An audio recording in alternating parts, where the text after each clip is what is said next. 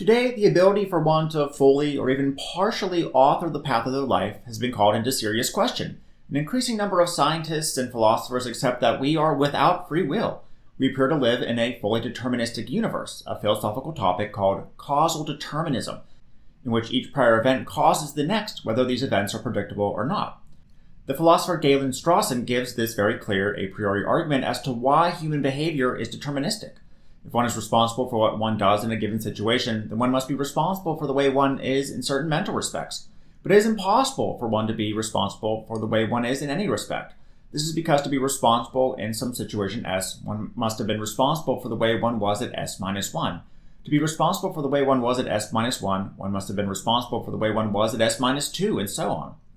At some point in the chain, there must have been an active origination of a new causal chain, but this is impossible. Man cannot create himself or his mental states ex nihilo, or out of nothing. Compatibilism, the philosophy that traditional libertarian free will can coexist with causal determinism, has yet to yield a persuasive and coherent argument that free will as we know it can exist in a deterministic universe. Even if one doesn't fully accept that deterministic factors totally bind human behavior, it's hard to ignore the increasing external and environmental factors that are limiting our freedom, like the internet with manipulative distractions and big data, the climate crisis, the increasing wealth and power gap between the top 1% of individuals and the rest of society, erosion of individual liberties, and the rise of statehood, and much more.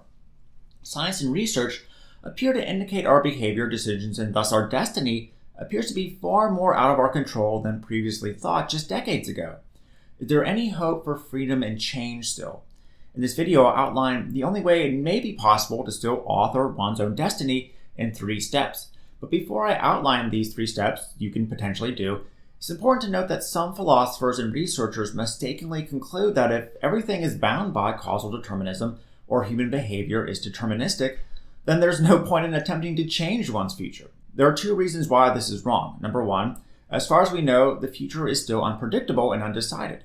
Causal determinism is not fatalism, or the belief that we're fated for one particular destiny no matter what we do. No one can accurately predict what will happen, and the future is unwritten. Number 2, there may be no free will as we used to think of it, but there are levels of control in our lives. The freer we are to follow our desires, the more we can choose which external stimuli to respond to, which will change our lives. Note that environmental factors can lead to changes in our behavior, and thus how our life will turn out long term. Now, how do we do that and become the author of our own destiny? Number 1, be aware of how you're being controlled, externally and mentally.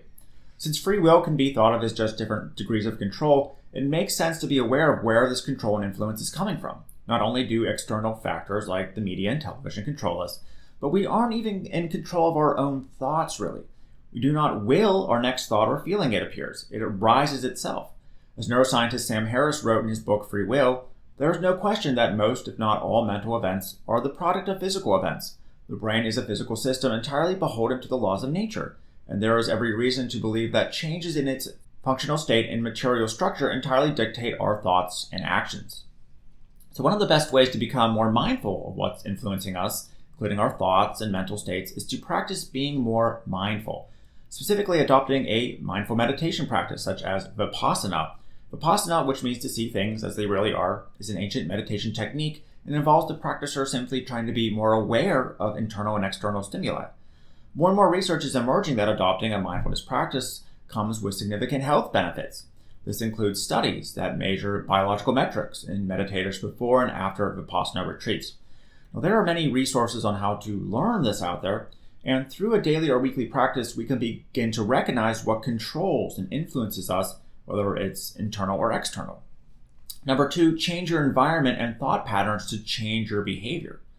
So now that you know what's influencing your thoughts and behavior, you can change or get rid of these influences to form new behavior patterns. The only thing that can truly change our behavior, and thus our destiny, is changing the external stimuli or environment around us. We used to believe self-help and change came mostly from willpower and within. But as James Clear writes in his new book, Atomic Habits, we tend to believe our habits are a product of motivation, talent, and effort.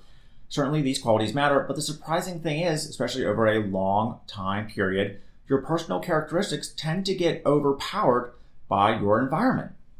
He details in his book how the environment is the invisible hand that shapes our choices and behavior. Director of the Stanford Persuasive Lab, Dr. B.J. Fogg, echoes this idea, stating, "There's just one way to radically change your behavior, radically change your environment." So how do you do that? James Clear suggests you redesign your environment in a way that forces you to change regardless of willpower and free will. Now here's some examples. If you want to live longer and healthier, throw out junk food around your house and replace it with healthier eating options. When you need a snack, all there will be is healthy foods to pick from. You can get into this forcing yourself to be healthy idea by doing things like buying dark green plates to eat food on. Research has shown that you will automatically starve yourself 30% more when you eat foods that are dark green in color, like spinach, broccoli, and leafy greens, by using dark green plates. Another example is restructuring your environment to help you watch less mind-numbing, manipulative television. To turn your TV on less often, hide your remote somewhere that will require willpower to retrieve it, and replace where it used to be with something that will benefit you when consumed, like a book. Our minds are constantly consuming information all day. If we structure that in a way that it consumes positive, helpful information instead of fake news, pseudoscience, or harmful things, the more our lives will theoretically improve. Not only can we do environmental restructuring, but pure cognitive restructuring as well. We can become mindful of negative thought patterns and begin thinking more positively for better well-being and changing those thought patterns. One example is you can begin noticing and working to change negative self-blaming thoughts regarding your behavior and overall character. Studies show self-blame is linked with negative overgeneralization of one's character and major depression. In fact, a study came out that showed precisely where in the brain this self-blame and overgeneralization occurs in patients with major depressive disorder.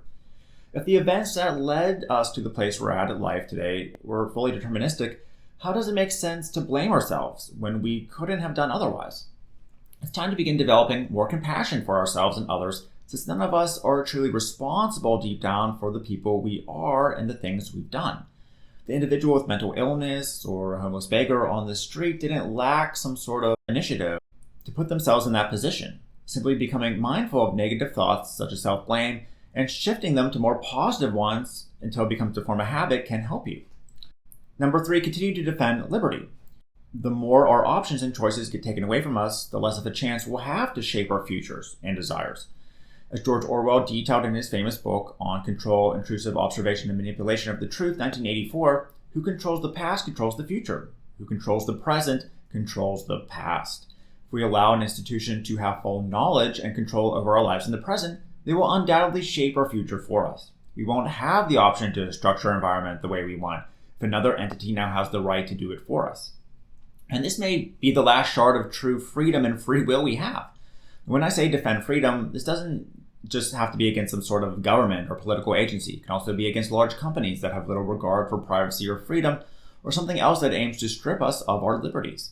If we don't, we'll be nothing more than puppets pulled by strings. And when I mean defend freedom, I mean hopefully you hear this information, your brain registers that it's meaningful and important, and because of this, new patterns of behavior emerge that help work to increase liberty for yourself and others, since again, it seems none of us are truly in control of our thoughts and feelings. That's at least what the science suggests.